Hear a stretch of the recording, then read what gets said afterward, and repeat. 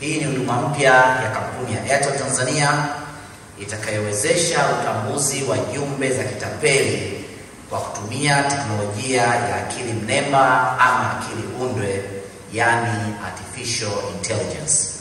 Mtakumbuka kuwa mwezi Februari mwaka huu pale Arusha nilizindua kampeni ya kukabiliana na uhalifu kwenye mitandao ya simu za mkononi na internet. Kampeni hiyo ya jina la Sitapeliki inaendeshwa na serikali kwa kushirikiana na watoa huduma za mawasiliano pamoja na wadau wengine. Inalenga kuhamasisha umma wa watumiaji wa huduma za mawasiliano kuhusu njia za kuwa salama mitandaoni na kuepuka ulaghai pamoja na utapeli. Aidha, ni lengo la kampeni hii kuwakumbusha watumiaji wa huduma za mawasiliano kuzingatia tahadhari na elimu inayotolewa kuhusu matumizi sahihi na salama ya mitandao. Wakati wa uzinduzi wa kampeni hiyo, nilitoa rai kwa watoa huduma kutoka katika makampuni ya simu kuendelea kubuni mbinu mbalimbali za kusaidia kukabiliana na uhalifu mtandaoni pamoja na utoaji wa elimu kuhusu usalama mtandaoni na kuwafikia watumiaji wote.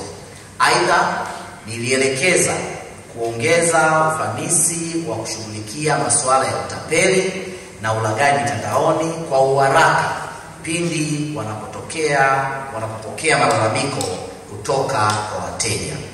Mabibi na mabwana, nyote ni mashahidi kuwa ulaghai na hatimaye wizi hufanyika kwa matapeli kupiga simu kwa watumiaji wa huduma za mawasiliano na kutuma ujumbe mfupi na kuwataka watoe taarifa zao zinazohusu akaunti za pesa mtandao au za kibenki, miamala yao ama nywila ambayo ni neno la siri. Wote tunafahamu, na hapo wamesema ziko jumbe nyingi za tuma kwa namba hii, ziko jumbe za mganga wa jadi anayetoa utajiri, ziko jumbe za umeshinda bahati nasibu, fanya hivi, ziko jumbe za viongozi mbalimbali wakiwa wanatuma jumbe za kukopesha ama kutoa misaada mbalimbali.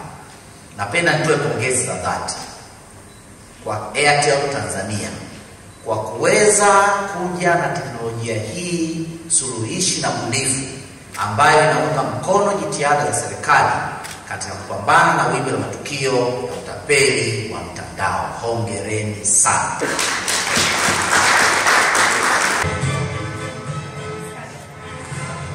And now, countdown imeanza, wote tayari. 4, 2, 1. Kwa pamoja, makofi wote tafadhali. Makofi kwa pamoja.